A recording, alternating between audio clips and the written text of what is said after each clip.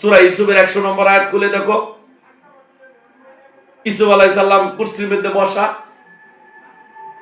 তার ভাই সকল যারা ছিল সবাই সেদিন ইউসুফকে কুরসির মধ্যে বসায়া পিতা মাতা সহকারে সেদিন ইউসুফকে সিজদা করেছিল। যদি ওই সিজদাটা সার্বজনীন না হয়, ইউসুফ আলাইহিস সালামের কত পরে কোরআন আসলো, সেই সময় যদি আল্লাহ কলম দিয়ে লিখে দিত, হে জগতের মানুষ, ইউসুফ নবী যে সিজদাটা নিয়েছিল এই সিজদাটা আমি বন্ধ করে দিলাম, আল্লাহকে এই কথাটা কইলে পারতো না? আল্লাহ এই কথা না বলাতে প্রমাণ করে সিজদাটা সার্বজনীন।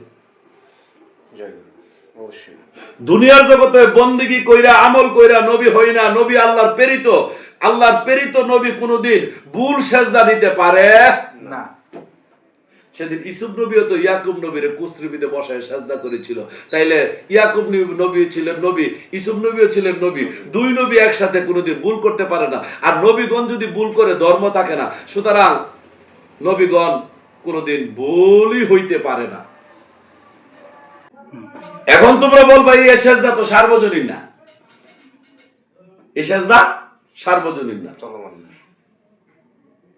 1450 বছর পরে কোরআন সারা পৃথিবী যতদিন থাকবে কোরআন ততদিন থাকবে। কোরআনের মধ্যে এই সিজদাটার কথা আল্লাহ উল্লেখ করার কারণ কি? যেটা জমিনে কোনো কাজে আসবে না। কোরআন কার জন্য? মানুষের জন্য না। যে কথাটা মানুষের কোনো কল্যাণে আসবে না, এই কথা আল্লাহ কোরআনে দেওয়ার কোনো দরকার নাই। কোরআনে 8 জায়গার মধ্যে 8টি সূরার মধ্যে আদম সিজদার কথা আসছে। সূরা হিজর 29 নম্বর, সূরা বাকারার 34 নম্বর, সূরা আরাফের 11 নম্বর, সূরা বনী ইসরাইল 61 নম্বর, সূরা কাফের 50 নম্বর, সূরা সাদের 72 নম্বর। খুলে দেখো, এত বারংবার এই আদম সিজদার কথা আল্লাহ বলেছেন। এই কথাটি যদি জমিনের কোনো মানুষের কাজে না আসতো, তাইলে তো এই কোরআনের মধ্যে এই কথাটি তো অহেতুক আল্লাহ দেওয়ার কোনো দরকার ছিল না। এই বারংবার বলাতে প্রমাণ করে আদম সিজদাটা বেহেশতের মধ্যে সীমাবদ্ধ না, এটা জমিন ও সার্বজনীন। আদম সিজদাটা জমিনে ছিল, এটার একটা প্রমাণ নেই। বেহেশতের মধ্যে যদি আদম আলাইহিস সালামকে ফেরেশতারা সিজদা দিয়ে থাকেন, আর জমিনে যদি ওই জিবরাইল আমিন বেহেশতের ভিতরে সিজদা দিয়া জমিনে যখন আদমকে নামানো হইল, পাঠানো হইল, বেহেশতের থেকে আদমকে জমিনে নামানো হলো, তখন আদমের কাছে তো ওহী আসছে। তাহলে জিবরাইল আমিন তো আদমের কাছে যখন ওহী দিতে আসছে, সেদিন যদি সিজদা না দেয়, আবার বেহেশতের ভিতরে সিজদা দেয়, পার্থক্য হয়ে গেল না? মাননীয় প্রধানমন্ত্রী যদি সংসদ ভবনে যদি মূল্যায়ন পান, এই মাননীয় প্রধানমন্ত্রী কোন ডিস্ট্রিক্টের মধ্যে কোন বিভাগের মধ্যে যদি যায়, সেখানেও তো মূল্যায়ন পাবো। প্রধানমন্ত্রী তো প্রধানমন্ত্রী গোবা। তাহলে বেহেশতের মধ্যে যদি আদম নবীরে জিবরাইল আমিন সিজদা করে থাকে, ওই জিবরাইল যখন জমিনের মধ্যে মানব স্বরূপ ধারণ করে আদম নবীর সামনে উদয় হয়েছে, সেদিন যদি সিজদা না করে থাকে, তাহলে আল্লাহ কষ্ট পাবে না? আল্লাহ কষ্ট পাইলে কি জিবরাইলের চাকরি থাকবো? সেদিন আদম নবীর সামনে জিবরাইল আমিন মানব স্বরূপ ধারণ করে সেদিন আদম নবীকে সিজদা দিয়ে ওহী দিয়েছিলেন। সেই জন্য আদম নবীর ছেলেরা বলেছিলেন, তিনি কে? তিনি আপনাকে সিজদা দিল। এই জন্য আদম নবীর 2 সন্তান, এক সন্তান জিবরাইলের দেখা দিয়ে আদম নবীকে কিবলা করে আল্লাহকে সিজদা করেছিল, আর এক সন্তান নবী বিশ্বাস করেছে, রাসূল বিশ্বাস করেছে, কিন্তু রাসূলের ভিতরে আল্লাহ বিশ্বাস করে আরেকটি সন্তান সিজদা দেয় নাই। এই জন্য একটা কাফের আরেকটা মুমিন। যদি বলো না সাদেক চিশতি, এটাও মানলাম না। সূরা ইউসুফের 100 নম্বর আয়াত খুলে দেখো।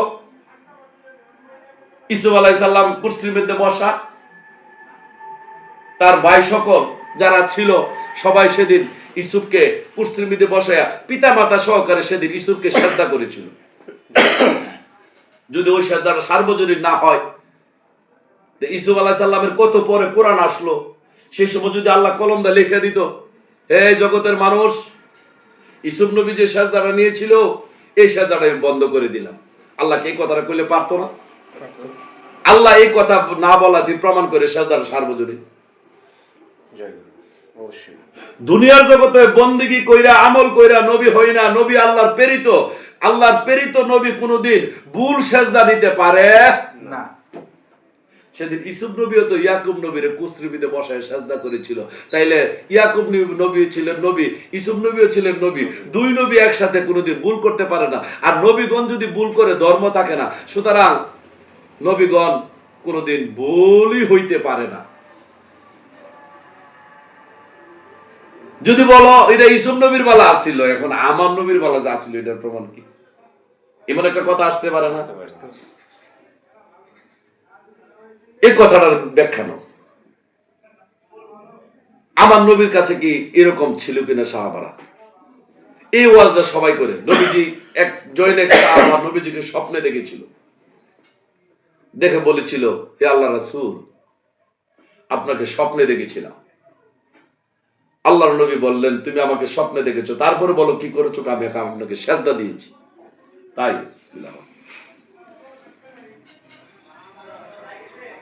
হে আল্লাহ রাসূল, আপনি কি আমার ঘরে রাত্রে গেছিলেন গভীর রাত্রে?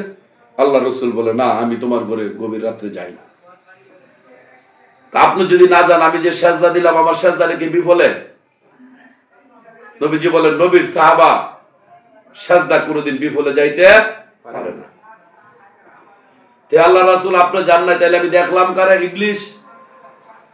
সূরা আনামের 112 নম্বর আয়াত খুলে দেখো। প্রত্যেক নবীগণের প্রকাশ্য শত্রু ইবলিশ। ইবলিশ কোনোদিন আদম কাবায় সেজদা করে না। সুতরাং নবীগণের সুরত ইবলিশ ধরতে পারে না।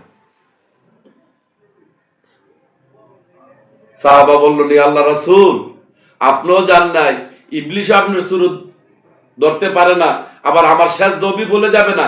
হাকিকতটা কি? আমি কাকে দেখলাম? নবীজি সেদিন অচানক হয়ে গেলেন ভক্তের কাছে। সেদিন গুরুতর ভক্তের কাছে হাকিকত কইতে বাউন হয়ে গেলেন।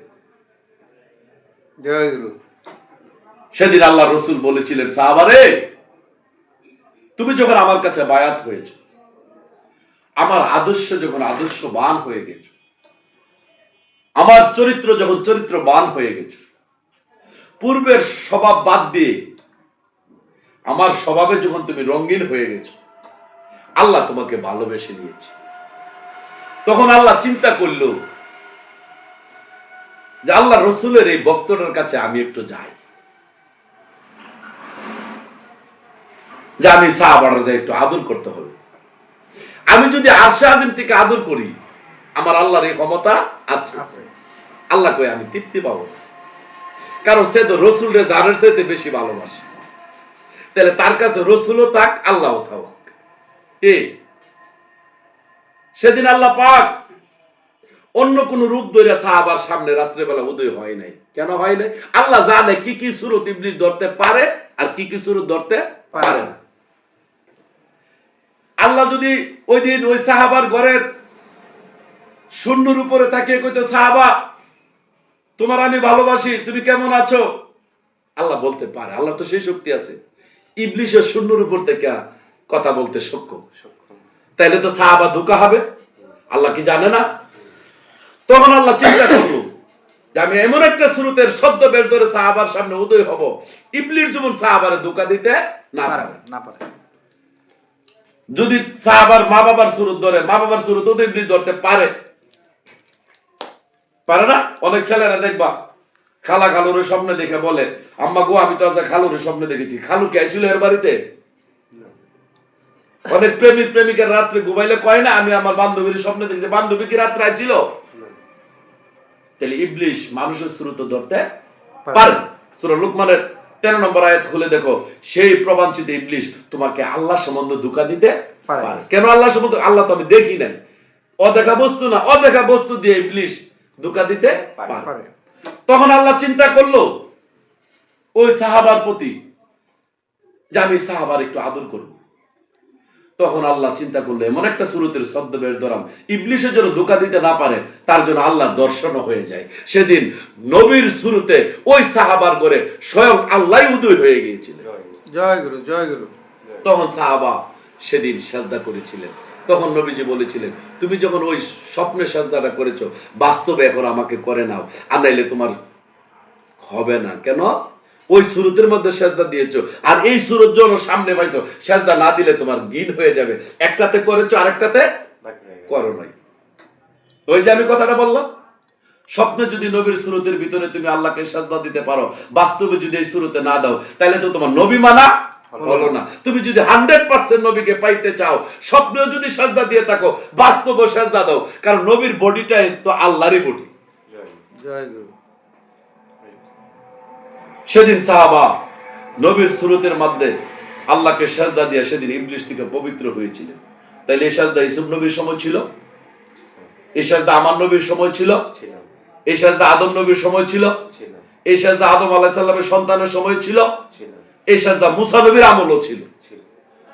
মুসা নবীর আমলে সূরা তাহার 12 নম্বর আয়াত খুলে দেখো। আল্লাহ বলল, হে মুসা জুতা খুলে আসো, আমি তোমার প্রতিপালক। আল্লাহ পরিচয় দিল পাহাড়ের ভিতর থেকে। সেদিন আল্লাহ কোন সূরত ধরেছিল?